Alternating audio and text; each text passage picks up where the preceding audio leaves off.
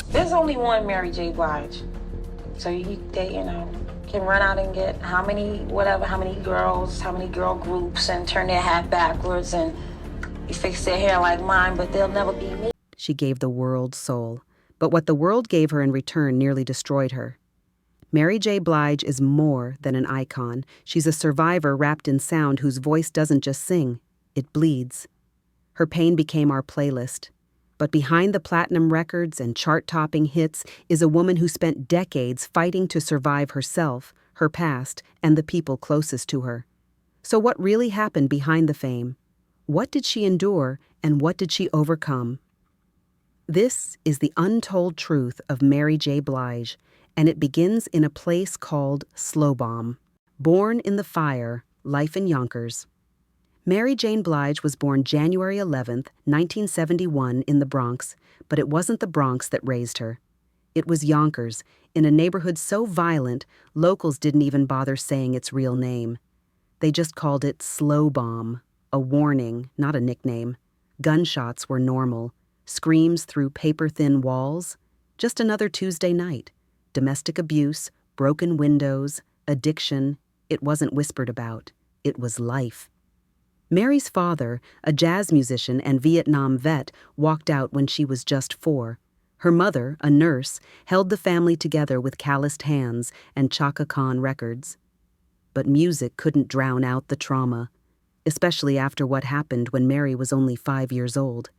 A family friend, a party, an assault that shattered her safety forever. She carried that secret for years, buried under guilt, convinced it was her fault. That one moment planted a seed of shame that would grow into self-hate, addiction, and silence. Finding her voice in a broken world. But through all the chaos, there was one place Mary could breathe, the church. Gospel music became her escape hatch. Her young voice cracked with pain, but soared with possibility. At age 7, she sang Reunited by Peaches and Herb at a school talent show. She wasn't looking for applause. She was looking for release. By her teens, she was dressing like armor, baggy jeans, Timberlands, hats turned backwards, not to look cool, but to survive. Every walk through the projects was a war. You had to look hard, act hard, and be hard, or you got jumped, robbed, or worse. Still, Mary sang.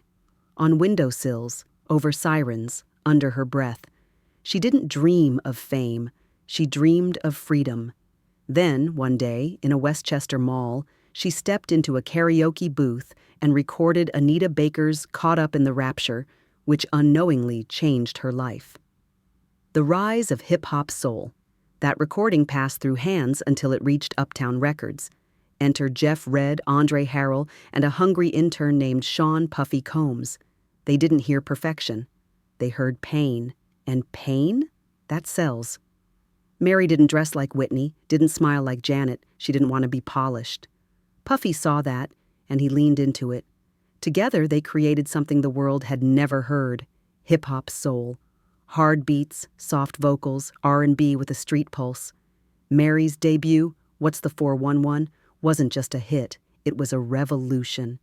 It gave a voice to black girls who were tired of being invisible. But behind the mic, Mary was spiraling. She drank heavily, recorded through hangovers, and sobbed between takes. Puffy pushed her. And she pushed back with songs that were less about love and more about survival. KC and Chaos, love turned war. Then came Casey Haley of Jodeci. They started with a duet, ended in destruction. Their relationship was passionate, volatile, and abusive. Mary later admitted, I felt like I'd rather stay and take a beating than let him go, because if I let him go, I thought I'd die. It wasn't just the physical pain, it was emotional warfare, rumors of fights, screaming matches.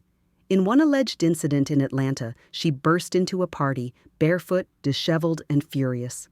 Yet on stage, she smiled, performed, hit every note like nothing was wrong. Fans heard real love, but Mary was losing herself. And she wasn't just numbing the pain with alcohol. She was using substances just to make it through the day. My Life, the sound of a breakdown. Her second album, My Life, sounded lush. But it wasn't an album, it was a cry for help. She drank cognac for breakfast, carried champagne to interviews, snorted coke between takes. The darkness had become her roommate. And in one terrifying moment, she says her spirit tried to leave her body. Mary prayed, begging God to send her someone to save her. Fans thought she was creating a vibe, but she was documenting a descent. One lyric hit harder than any tabloid headline. How can I love somebody else if I can't love myself enough to know when it's time to let go? She wasn't just singing about Casey, she was singing to herself. Puff, Power, and the secrets we'll never know all this time. Puff was rising too. No longer an intern, he was now a mogul. Bad Boy Records, Biggie, Faith Evans, a whole empire built from grit and ambition. And Mary? She was there for all of it. The power plays, the parties, the rumors. Some say she saw everything, others say she helped cover it up. Insiders whisper about her silence, not out of loyalty but self-preservation. Because when you live that close to the fire, you don't just smell smoke. You carry it with you. She was more than a muse. She was a witness. Kendu Isaacs. Her second chance or second mistake? When Kendu Isaacs entered the picture, it seemed like hope. He was calm, protective, and professional. He helped her get sober, managed her career, and became her husband. For a while, it worked. But history repeats.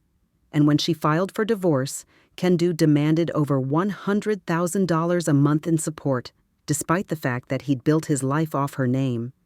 Mary was gutted, emotionally and financially, but she never stopped working, never stopped fighting. She went on tour, paid the alimony, paid her taxes, released new albums, got nominated for an Oscar, headlined the Super Bowl. She refused to let anyone else write her ending. The rebirth, stronger than ever. Today, Mary J. Blige stands tall, not because she was never knocked down, but because she always got back up. She's not just the queen of hip-hop soul, she's the queen of survival, from childhood trauma to industry secrets to abusive relationships and public betrayals. She carried it all and still found a way to sing. Because that's the thing about Mary, the world tried to break her, but she took every broken piece and made a masterpiece. Thanks for watching. If Mary's story moved you, don't forget to like, comment, and subscribe for more powerful, untold celebrity stories. Until next time, stay strong, stay curious,